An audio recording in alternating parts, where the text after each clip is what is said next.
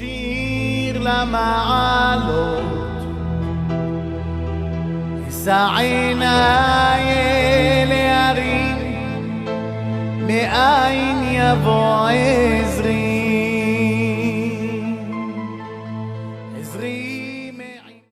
Shalom Bracha, que le bon Dieu vous protège et vous donne la santé et la joie. Ce cours de Torah, je le fais à la mémoire de la femme de mon oncle, Alav Shalom, Simi, Bat Hasiba, Simcha Bat Hasiba, Zichron Alvecha, El Kislassi, que Dieu repose son âme en paix. C'est une femme qui était pieuse, beaucoup de valeurs. Grâce à Dieu, tous ses enfants, ils sont dans la Torah. Baruch Hashem, mon père, Alav Shalom, il aimait beaucoup cette famille-là, qu'ils étaient ses beaux-frères, la femme Simi, la femme de son beau-frère. Ils venaient chez nous. Toujours, lorsque je suis marié et je commençais à donner des cours de Torah à Paris, et je commençais à recevoir les gens à Paris,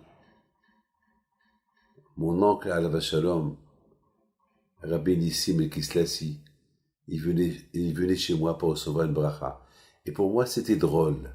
C'était très drôle. Parce que c'était mon tonton, mon oncle. Il était très âgé. Et moi, j'étais bébé. D'ailleurs, quelquefois, lorsque j'allais au Maroc en voiture, je passais par Marbella et je restais chez eux quelque temps. C'est vrai, hein? On me recevait très bien. Donc, pour moi, c'était un tonton, la famille. Et soudainement, c'est lui qui vient chez moi pour recevoir une bracha. J'étais gêné, mais c'était sa volonté. Et bon, Hachem, tous ses enfants, ils sont dans la Torah. C'est extraordinaire. C'est extraordinaire. Tous ces enfants, religieux, Baruch Hashem. Et les petits-enfants aussi dans le bon chemin. Il a un mérite, il a un zéchout. Et sa femme aussi, Simi, que malheureusement il nous a quittés de ce monde-là, avec le corona, avec ce virus-là, qu'il a emporté. On m'avait dit de lui ajouter un nom, mais mon cœur n'était pas là pour que je lui ajoute un nom. Je sais pas, mon cœur m'a pas laissé. Et malheureusement, quelques jours plus tard, j'ai appris son décès. Jamais j'oublierai lorsque je suis parti à Yerushalayim pour présenter les condoléances à la famille lorsqu'il est décédé, mon oncle, Rabbi Nissim El Kislassi. Rabbi Nissim El Kislassi, Alav Shalom, il était très superstitieux. Il avait beaucoup peur de la mort. Beaucoup peur de la mort. Et j'avais beaucoup de la peine lorsqu'il est mort. Je me suis dit, voilà, celui qui avait peur de la mort, voilà, il est mort. Et malheureusement, c'est ça on n'est pas réveillé. C'est pour cela qu'on dit, tant qu'on est vivant, on doit bien réfléchir. Il ne faut pas croire qu'on est immortel. Un jour, ça va être comme ça. Voilà, toutes les brachot qui venaient chez moi, toutes les brachot qui venaient pour les recevoir, lui et sa femme. Et voilà, les deux maintenant, ils sont plus là. Ça doit nous réveiller. Ça doit nous réveiller. Il y a quelqu'un cette semaine qui me dit, Rabbi David, j'ai plus de but. Je lui dis, pourquoi? Il me dit, on est confiné chez nous, on peut rien faire. C'est quel but? J'ai pas de but. Je te regarde. Je lui dis, si tu as pas de but, c'est mieux que tu meurs. Ah non, je vais pas mourir. Ah, pourquoi tu parles comme ça? Tu ouvres les mauvaises portes pour ta vie. Quelqu'un qui dit qu'il n'a pas de but, ça veut dire qu'il a ras-le-bol de la vie. Il faut avoir un but pour avoir un but plus tard. Mon but, c'est d'avoir un but. Je répète, mon but, c'est d'avoir un but. Et je vais noter ce que je suis en train de dire. Mon but, c'est d'avoir, si Dieu veut, un but. Voilà. Il ne faut pas oublier ça. Il faut espérer, il faut prier. Jusqu'à que ton but, il vient juste, dis-moi, qu'est-ce que tu faisais avant? Ah, tu faisais rien du tout. Tu es un ouvrier, et maintenant, il t'a renvoyé parce que ton propriétaire n'a plus de travail. Alors, c'est ça ton but? D'être un ouvrier? Non. Prie maintenant à Hachem que tu auras un but meilleur. Dans ma vie, elle est entre les mains d'Hachem. Je voudrais vous raconter une histoire que j'ai lue, elle est super, elle est belle. Il y a une fois, un monsieur, il vient chez l'Abhaïm Kanivski. Il lui dit, monsieur le rabbin, je veux une bracha pour que je suis riche. Je fais des affaires, mais tout le temps, ces affaires, ils tombent à l'eau. Je veux une bracha. Et le rabbin lui dit, mais je te fais une bracha pour qu'il ne te manque rien. Non, Rabbi, je t'en prie, je quitte pas ici jusqu'à que tu me fais une bracha que je suis riche. Alors, il lui dit, Abhaïm, et qui dit que c'est bien que tu sois riche? Non, je sais, avec l'argent, je peux devenir un homme important, je peux faire la tzedaka. Mais Hachem, il sait à qui il donne la richesse. Et si tu veux faire la tzedaka, même si tu donnes un shekel, 1 euro, le quart de l'euro, dans la coupa, c'est la tzedaka. Un homme qui donne $1 million, un homme qui donne un shekel, le plus important c'est le cœur. Tu l'as donné avec le cœur, c'est pareil. Quand je voudrais te considérer le contraire, un qui est pauvre et qui donne la tzedaka, il est considéré chez le bon Dieu mieux que celui qui a les moyens et qui donne la tzedaka. Alors c'est bon. Non, monsieur le Rabhaïm, je t'en prie, je veux une bracha. Alors, il lui fait une bracha. Il sort, heureux. Il fait une affaire. Mais il voit que l'affaire, ça débloque pas. Il a fait l'affaire, mais il ne se débloque pas. Il a trouvé l'affaire, mais il ne se débloque pas. Il retourne chez le Rav. Rabbi, ta bracha était super, mais il manque quelque chose dans la bracha. Un peu plus. Et là, Rabbi Haïm, Shalita, il lui dit, est-ce que je pouvais faire pour toi? Je l'ai fait. Je comprends pas. Pourquoi tu insistes tellement que tu sois riche? Il lui dit, parce que je veux. Bon, il lui dit, alors je te fais une bracha, bonne chance. Est-ce que tu veux? Allez, bonne chance. Il sort heureux, content. Il fait une belle affaire. Et vraiment, il a fait une belle affaire. Alors là, l'affaire, elle est là. Mais en traversant pour aller à la banque, il y a une voiture qu'elle passe et il fait un accident.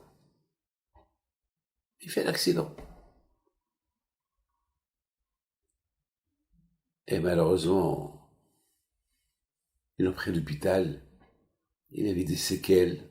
Entre-temps, bon, l'affaire, il a gagné l'affaire, d'accord. Mais maintenant, il a beaucoup de problèmes de santé. Il vient un jour chez Haïm. Il vient sur une chaise roulante.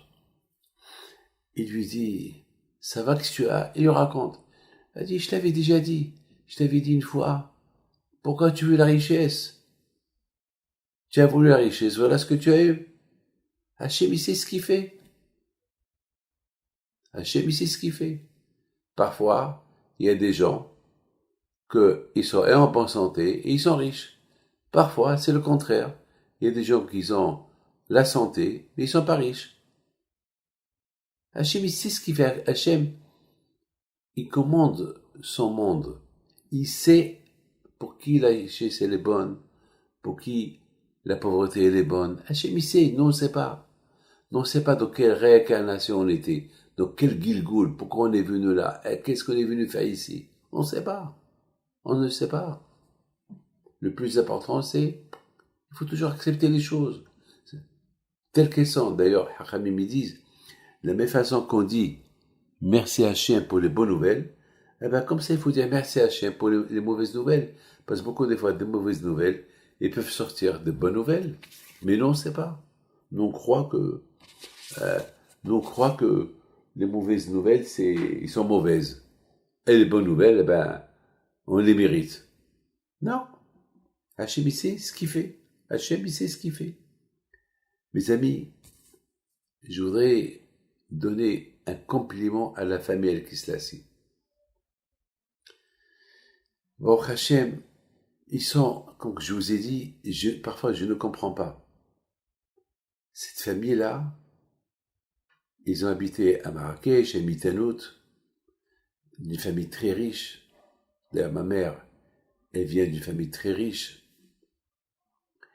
Et beaucoup des fois, je me demandais, et je me demande toujours jusqu'à maintenant, comment de cette famille, que eux, ils étaient des gens simples, religieux et simples, qui respectent la Torah, comment Hachem, ils ont Baruch Hachem des enfants, des petits-enfants dans la Torah, et toute une famille qui se couvre la tête, toute une famille dans la Torah. Je n'ai pas compris. Mais bien sûr, c'est grâce à leur maman, ma grand-mère, mamie, que elle, lorsque elle a perdu son mari, lorsque le mari il avait 40 ans, et elle était jeune, elle avait peut-être 35 ans, mais elle avait une grande famille. Ma grand-mère, si je ne me trompe pas, elle a eu son premier enfant lorsqu'elle avait 13 ans. Jusqu'à l'âge de 35 ans, Bléanara, elle avait déjà un peu plus de 10 enfants, si je ne me trompe pas. Bléanara, c'était... Bléanara, je ne me rappelle pas beaucoup, je ne vais pas me tromper, mais elle a aussi perdu beaucoup des enfants. Et ma mère, c'est Rabbi Pinto, qui a dit à ma grand-mère, je sais que tu perds les enfants, chaque fois que tu les mets au monde, voilà, tu es enceinte, tu vas mettre au monde une fille, et tu vas l'appeler Mazal. C'est ma mère.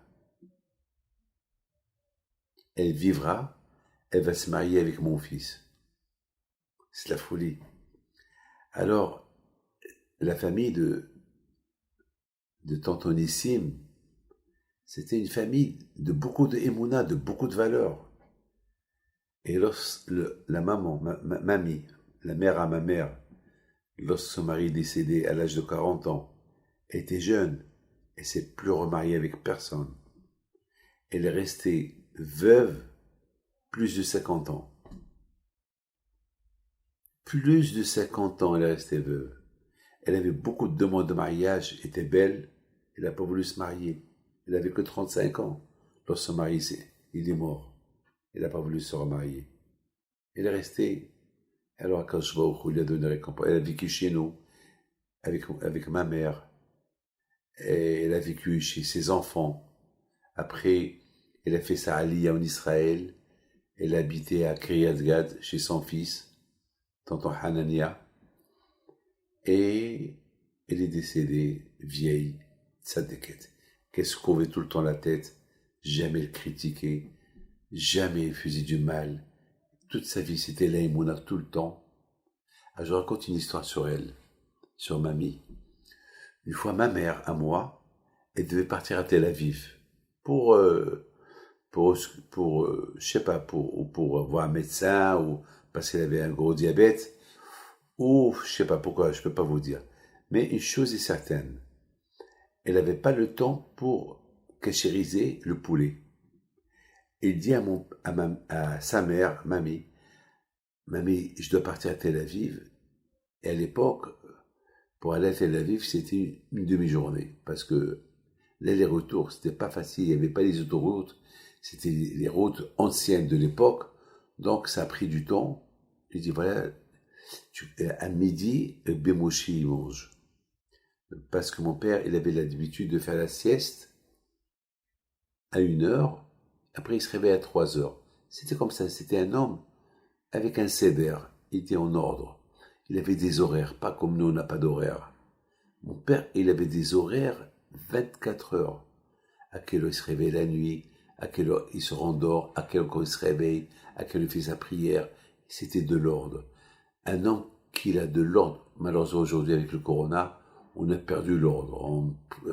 On est à la maison, on est confiné à la maison. Malheureusement, il n'y a pas d'ordre. On a perdu un peu les horaires. On dort tard, on se réveille tôt, on se réveille tard, on mange à n'importe quelle heure et plus d'horaires. Bon, mon père avait des horaires. Et voilà, ma grand-mère, elle n'entendait pas très bien. Bon, elle a cru uniquement, voilà le poulet, et fais-le à midi, et elle savait que mon père il mange à midi. Mais elle n'a pas entendu le mot cachérise-le. Bon, à midi, elle apporte de manger à mon père. À l'époque, on n'achetait pas encore la viande cachérisée. On achetait la viande crue et c'était à nous, à la maison, c'est aujourd'hui, qu'on devait la cachériser. Aujourd'hui, c'est à la mode. Tu achètes tout prêt aujourd'hui. Même le poulet cuit, tu peux l'acheter. Bon. Aujourd'hui, on est gâté. Justement, on a tout ce qu'il faut aujourd'hui. Et tellement qu'on a gâté, on croit que tout est à nous. Tout est à nous. C'est pas vrai. Rien n'est à toi. Tu laisses tout dans ce monde-là, tu prends rien du tout. Pour qu'à un moment, avec tout ce qu'il avait, il a laissé, il a pris quelque chose avec lui, non. Ben, c'est les mitzvot qu'il a fait, lui et sa femme, et les mitzvot que, mettons, ses enfants y font. Bon. Et voilà, mon père, il se lavait les mains pour manger. Il y a un monsieur qui vient pour demander le bracha. Il lui fait la bracha. Et pendant 1 heure, les gens n'arrêtaient pas de venir. Chaque fois que ma grand-mère, elle apporte le repas, c'est quelqu'un qui vient. C'est de la folie. Alors, ma grand-mère, elle a décidé de fermer la porte pour que mon père, il mange. Et mon père, à la façon, il dit à ma grand-mère, non, Moha, elle s'appelait Moha. Moha, Merabes Moha, Madame Moha. Non, laissez les pauvres, c'est des gens qui ont des problèmes. Jamais ça s'est passé comme ça, parce que les gens, ils savaient que mon père, il mangeait à midi et il reprend à recevoir les gens à 3 heures. Les gens le savaient à Ashdod. Même au Maroc, ça se passait comme ça. Tout le monde savait. Et là, on dirait que le bon Dieu, il n'a pas voulu qu'il mange de ce poulet qui n'est pas cachérisé. Et voilà, ma mère, elle arrive, elle voit mon père assis à table, et déjà ma mère, elle a remarqué qu'il y a une personne qui sort de la maison, et dit à sa mère, Mamie, mais pourquoi tu as laissé les gens rentrer? C'est l'heure de la sieste de Rabbi Moshe. Il lui dit, depuis 1 heure et demie, les gens n'arrêtent pas de venir. Mais pourquoi tu n'as pas fermé la porte? Il m'a dit, ne ferme pas, laisse-les rentrer. Alors, donne-les le manger, Alors, mon père dit à ma mère, bonjour, ça va, tout va bien. Et voilà, mais encore une fois, il se lève pour se laver les mains, pour manger. Et ma mère, il dit à sa mère, tu as cachérisé le poulet? Elle dit, quoi? Est-ce que tu as cachérisé le poulet? Non, tu me l'as pas dit. Si, je t'ai dit. Mon père, il entend la conversation, il dit, merci Hachem que j'ai pas mangé ce poulet qui n'était pas cachérisé. Et il dit merci à sa belle-mère qu'elle a laissé les gens rentrer. Regardez le beau-fils qui dit à sa belle-mère, merci belle-mère que tu m'as sauvé, au lieu qu'il lui crie, pourquoi tu n'as pas cachérisé, pourquoi tu n'as pas entendu le contraire. Et beaucoup des fois, on est coléreux sans savoir que le mal pour lequel on est en colère, c'était finalement du bien. Imaginez-vous que mon père, il aurait été en colère sur ma grand-mère. Il aurait mangé du taref. Il aurait mangé quelque chose qui n'est pas cachérisé. Au contraire, la reconnaissance. Il dit merci, merci. Et tout le temps, il lui rappelait, hé, Moha, tu te rappelles, quel miracle j'ai eu, que j'ai pas mangé de la viande pas cachérisée. Au lieu qu'il accuse, c'est lui qui lui dit merci. Mes amis, que ce Dvar Torah que j'ai fait, qui soit à la mémoire de ma tante, la femme de mon oncle, Simi, Simha, Bat Hassiva, El Kisasi, que Dieu repose son âme en paix. Amen, Amen, Keratson. Merci bien. אדוני ישמור צאתך ובואך מעתה